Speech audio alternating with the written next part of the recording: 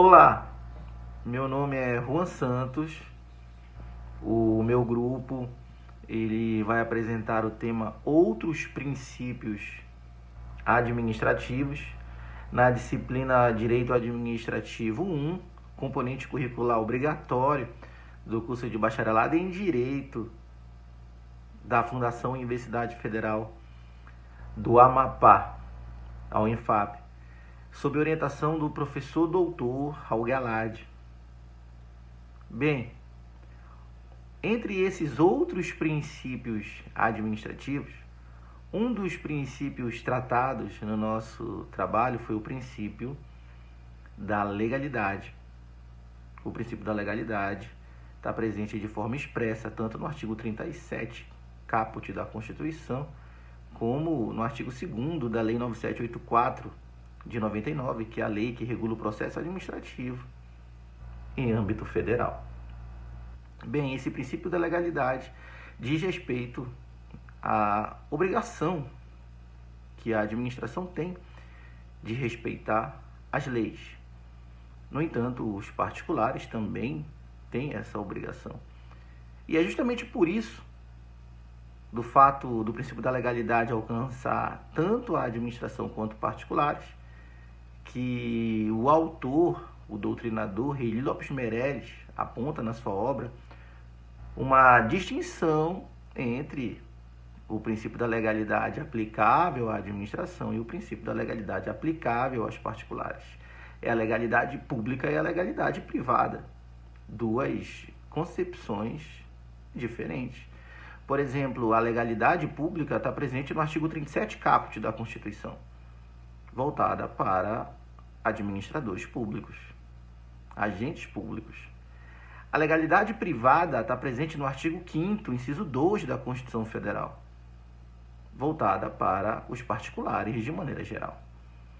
Enquanto a legalidade pública para os agentes públicos significa que o agente público só pode fazer aquilo que a lei expressamente determina ou autoriza, a legalidade privada, no artigo 5º, inciso 2 da Constituição, diz que, com relação aos particulares, ao particular é facultado fazer tudo aquilo que a lei não proíbe. Duas concepções diferentes. Por exemplo, diante do silêncio da norma, a omissão da lei, para o administrador público que depende de lei para agir, a omissão da lei é uma proibição. Se não tem lei, não pode agir. Já para o particular, o mesmo silêncio da lei, a mesma omissão normativa, traz uma permissão de agir, já que o particular está autorizado a fazer tudo aquilo que a lei não proíbe. E se a lei não está proibindo, se a lei se omitiu, silenciou, é porque o particular está autorizado a agir. Uma aplicação prática disso no nosso trabalho foi no período da pandemia. No período da pandemia foi editada uma lei federal que trouxe a obrigação do uso de máscaras para particulares em alguns ambientes. Logo, essa faculdade que o particular tinha antes da pandemia de usar máscara, se quisesse, foi interrompida pelo princípio da legalidade privada, em que o particular, durante esse período de pandemia, passou a estar obrigado a utilizar a máscara em determinados ambientes. Como regra, o princípio da legalidade para os particulares traz proibições para os particulares. Outra aplicação prática do princípio da legalidade no nosso trabalho foi marcado por um acórdão do TJAP. Bem, o TJAP é o Tribunal de Justiça do Estado do Amapá e ele foi chamado a dizer o direito a um caso concreto, relativo a uma diferenciação que estava ocorrendo entre servidores efetivos, portanto concursados, e servidores ocupantes de cargo em comissão. São aqueles cargos de livre nomeação e livre exoneração. A diferenciação que estava ocorrendo é que os servidores ocupantes de cargo efetivo estavam tendo uma vantagem de caráter pessoal presente na lei. No regime jurídico único dos servidores do Estado do Amapá, a Lei 066, que é o adicional por tempo de serviço. No entanto, os servidores ocupantes exclusivamente de cargo de provimento em comissão, eles não estavam tendo acesso a essa vantagem pessoal de adicional de tempo de serviço. Com isso, o TJAP foi chamado a analisar o princípio da legalidade, sob a luz do princípio da segurança jurídica, da razoabilidade, se os ocupantes de cargo de provimento em comissão tinham direito a receber esse adicional. E o TJAP proveu o recurso, informando que a Lei 066, Regime Jurídico Único do Servidor do Estado do Amapá, não faz diferenciação alguma entre servidores efetivos e comissionados para fins de recebimento adicional de tempo de serviço. Logo, esse direito foi estendido aos ocupantes do cargo em comissão, sob a luz do princípio da legalidade e restabelecendo a paz social entre administrados e administração. Outro princípio muito importante presente na Lei 9784 é o princípio da motivação. O princípio da motivação exige que a administração faça a exposição dos fundamentos de fato e de direito que levaram a administração a tomar determinada decisão. Uma aplicação prática desse princípio ocorreu também durante a pandemia. Por exemplo, a Lei de Licitações, no artigo 75, diz que a licitação é dispensável nos casos de emergência e calamidade pública. Bem, o período de pandemia foi um período de emergência e calamidade pública decretado oficialmente. Com isso, a administração pôde acessar o artigo 75 e realizar contratações diretas, ou seja, realizar a dispensa de licitação. No entanto, apesar da administração não precisar realizar um procedimento licitatório, uma competição entre interessados para uma contratação durante o período da pandemia, autorizado pelo artigo 75 da Lei de Licitações, apesar de não precisar da licitação, mas a administração precisou sim do princípio da motivação. Ou seja, durante esse período de calamidade e emergência, a administração realizou contratações diretas, sem licitação. No entanto, teve que estabelecer dentro de um processo oficial, um processo instituído, um processo de dispensa de licitação. E dentro desse processo, a administração teve que motivar, expondo os fundamentos de fato e de direito, que autorizavam a administração a fazer aquela contratação direta. Então, essa é a importância do princípio da motivação durante o período de pandemia. Uma importância que permitiu à população controlar as contratações durante o período de pandemia, controlar os gastos públicos, controlar a finalidade buscada pela administração, que é o interesse público. Logo, a administração realizou contratações diretas, sem licitação, durante o período de pandemia, mas teve que expor os fundamentos de fato e de direito que autorizaram essa contratação uma a uma dentro de procedimentos próprios, em decorrência do princípio da motivação, o que demonstra, mais uma vez, a importância desse princípio para o controle da gestão pública e alcance do interesse público. Com isso, a gente percebe a importância dos princípios da administração presente na Lei 9784 para a satisfação do interesse público, principalmente nas situações mais calamitosas e difíceis que a população possa estar vivenciando, como foi o período da pandemia. Com isso, eu encerro a minha parte da apresentação. Muito obrigado.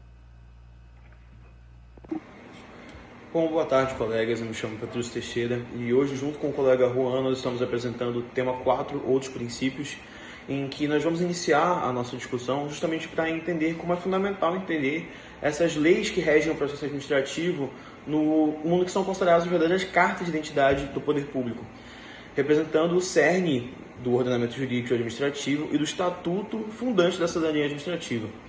Dentro do Brasil, nós observamos um movimento normatizador significativo nos anos 90, acompanhando países como Argentina, Alemanha, Venezuela, Itália, Portugal, Espanha, que já haviam editado ou reformado essas leis de processo administrativo.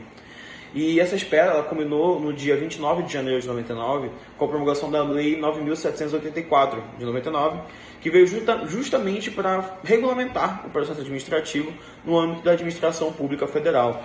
E esse diploma legal é o principal caderno normativo que molda a atuação do poder público na esfera federal dentro do seu artigo 2º, e que elenca um rol exemplificando de princípios que devem ser respeitados, incluindo a legalidade, finalidade, motivação, razoabilidade, proporcionalidade, moralidade, ampla defesa, contraditório, segurança jurídica, interesse público e eficiência.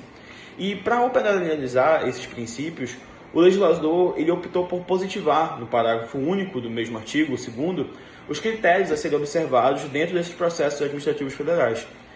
E hoje nós vamos aprofundar em 2 desses, dentro da minha parte, que é justamente o princípio da moralidade e o princípio da publicidade. Começando pelo da moralidade, ele está expressamente previsto no artigo 2º, parágrafo único, no inciso 4º dessa lei, que exige da administração pública uma atuação segundo padrões éticos de probabilidade, decoro de boa-fé. E é crucial compreender que a moralidade ela vai muito além da mera legalidade. Ela impõe à administração pública um comportamento que não se limita à licitude, mas que se alinha com a moral pública, os bons costumes, as regras de boa administração, os princípios da justiça, da equidade e a ideia comum de honestidade e de probidade. Em essência, um ato administrativo ele não basta ser legal, ele precisa ser moralmente aceitável e eticamente irrepreensível, sendo que um desses exemplos mais emblemáticos da aplicação do princípio da moralidade é o combate ao nepotismo. Segundo Silvio e Mattioli, de 2022, o nepotismo é um fenômeno histórico. Ele tem raízes na relação de poder e vínculos familiares, remontando a práticas desde papas até clérigos da Idade Média e muito antes disso também, em que eles concediam cargos e favores aos seus sobrinhos ou filhos legítimos. E no Brasil essa prática ela se insere no modelo patrimonialista da administração pública, onde o público e o privado eles se confundem de forma indesejável, resultando justamente no favorecimento e na nomeação de parentes para cargos no serviço público.